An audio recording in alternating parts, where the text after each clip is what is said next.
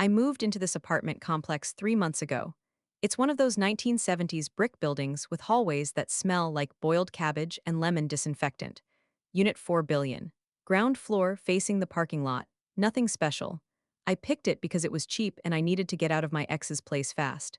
The guy in 4C, directly across the hall, seemed normal enough at first. Late 30s maybe, kept to himself. We'd pass each other sometimes, exchange the kind of nod you give strangers you see regularly but don't actually know. He always wore the same thing: gray hoodie, black jeans, white sneakers. Always. I didn't even know his name until the second week, when a package got delivered to my door by mistake. Marcus Hale. I knocked on 4C and handed it over. He smiled, a real smile with teeth and everything, and said thanks. That was the most we ever spoke. But here's the thing: I work from home, software testing, boring stuff. I'm at my desk by the window from roughly 8 a.m. to 6 p.m. every day, with breaks to make coffee or microwave something sad. And because my desk faces the window, and the window faces the parking lot, I see everyone coming and going. Marcus Hale left his apartment every morning at 7:42 a.m. Not 7:40, not 7:45, 7:42. I know because I'd usually be making coffee right then, and I'd see him cross the lot to his silver Camry. He'd get in, sit for exactly 30 seconds, I counted once out of curiosity, and then drive away. He came back every evening at 6:15 p.m., same routine in reverse. Park, sit for 30 seconds, get out. Walk to the building, disappear inside. This went on for 6 weeks. I started noticing because I'm the kind of person who notices patterns when I'm bored, and software testing makes you very bored. Then on a Tuesday in late October, he didn't leave at 7:42. I was at the window. 7:42 came and went. No Marcus. I figured he was sick or working from home or had the day off. Didn't think much of it. At 7:43 my doorbell rang. I wasn't expecting anyone. I checked the peephole. Marcus Hale, standing in the hallway, gray hoodie, black jeans, white sneakers. He wasn't looking at my door. He was looking at his door, 4C, like he was waiting for someone to open it. But he had a key. I'd seen him use it dozens of times. I didn't open my door. Something felt wrong. I watched through the peephole for maybe 2 minutes. He just stood there, motionless, staring at his own doorknob. Then, at 7:45, he turned and walked away, not toward the parking lot, toward the stairwell at the end of the hall. I heard the door open and close. He didn't come back that day. His car stayed in the lot. I checked every hour like some kind of creep. Silver Camry, space 14, still there.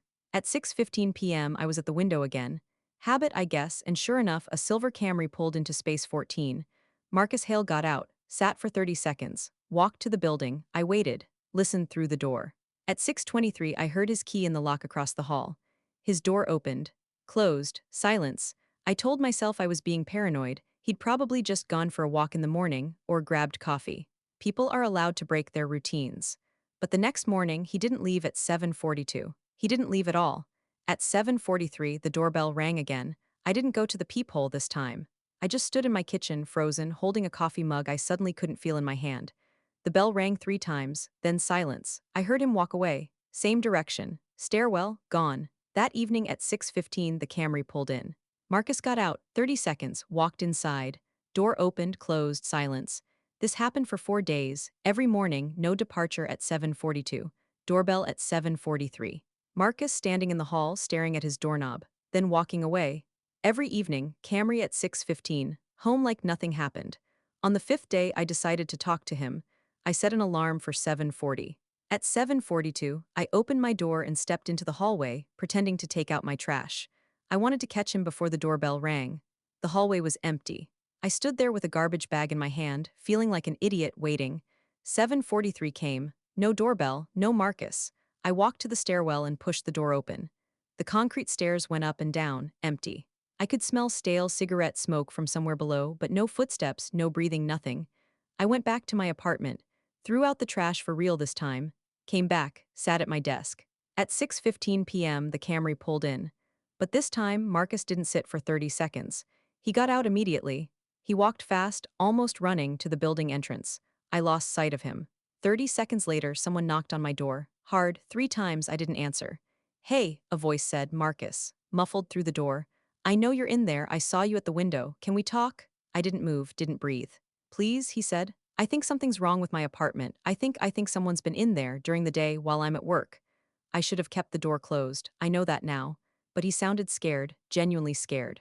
And I'd been watching him for weeks. I felt like I owed him something, some explanation for my own creeping behavior. I opened the door. He looked terrible, pale, sweating despite the cold. His eyes kept darting past me, into my apartment like he was checking if anyone else was there. "Can I come in?" he asked. I stepped aside.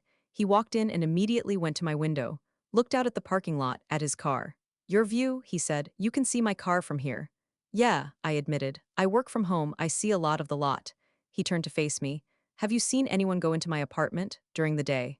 Anyone who doesn't belong?" I shook my head. "No, why, what's going on?" He sat down on my couch without being asked, put his head in his hands. "I've been finding things moved," he said. "Little things. A coffee mug on the wrong side of the sink.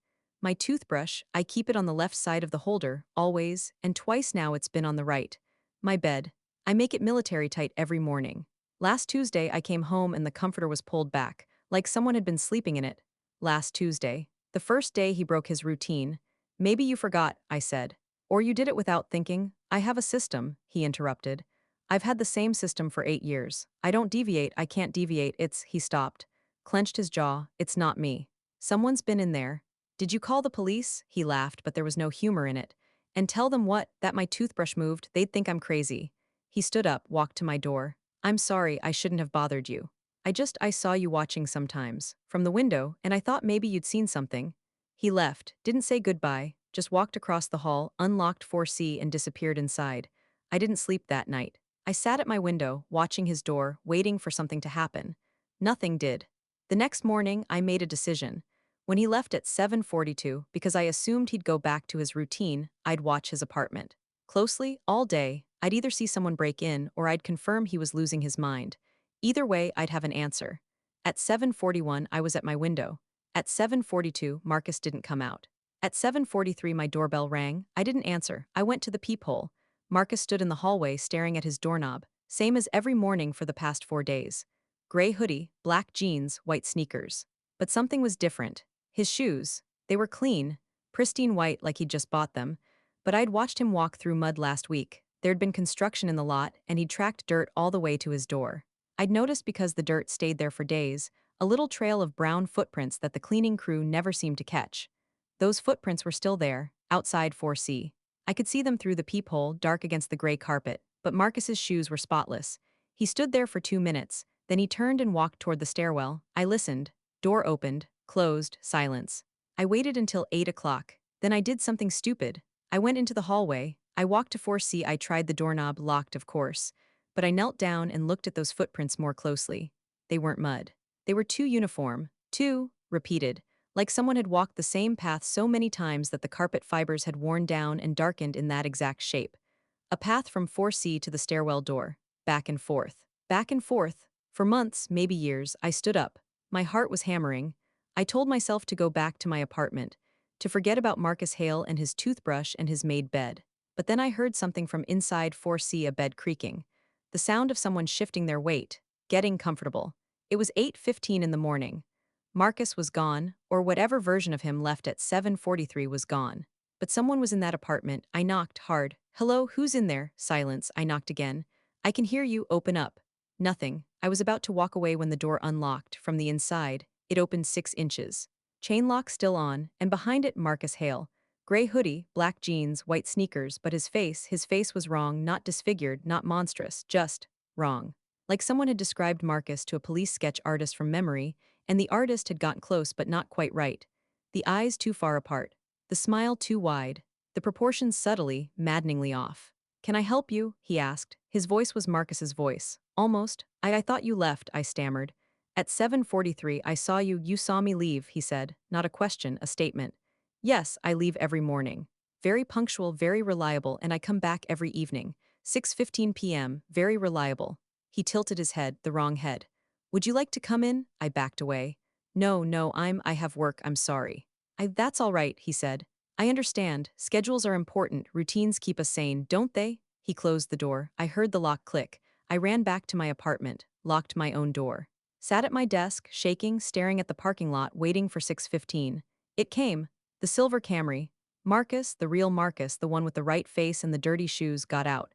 Sat for 30 seconds. Walked to the building. I heard his door unlock across the hall. Heard him go inside. Then I heard him scream. I called 911. I don't even remember dialing. I just remember the operator's voice, calm and detached, asking me what was wrong. I told her someone was hurt in 4C. I didn't know how to explain what I'd seen. I still don't. The police came. Two officers. They knocked on 4C. Marcus answered, the right Marcus, the real one, shaken and pale but intact. He told them everything was fine, that he'd stubbed his toe and overreacted, that he was sorry for the trouble. They left. I watched from my peephole. Marcus stood in the hallway for a long moment after they were gone. Then he turned and looked directly at my door, like he knew I was watching. He smiled, the right smile on the right face, but his eyes, they were empty, completely empty. Thank you, he said, quiet enough that I barely heard it through the door. For calling, that was kind. He went back inside. I didn't sleep. The next morning, 7:42 came and went, no Marcus. At 7:43 my doorbell rang. I didn't answer. I went to the window. I watched the parking lot. At 6:15 p.m. the Camry pulled in. Marcus got out, sat for 30 seconds, walked inside. I don't know who lives in 4C now. I don't know if it's Marcus, or the other thing, or both, or neither. I don't know if the real Marcus ever came back from wherever he went at 7:43, or if he ever really left at all. I moved out last week. New apartment, new city, new job in an office with no windows facing parking lots. But sometimes at 7:43 in the morning, my doorbell rings, and I don't answer. I just sit very still, waiting for the footsteps to walk away. They always do, for now.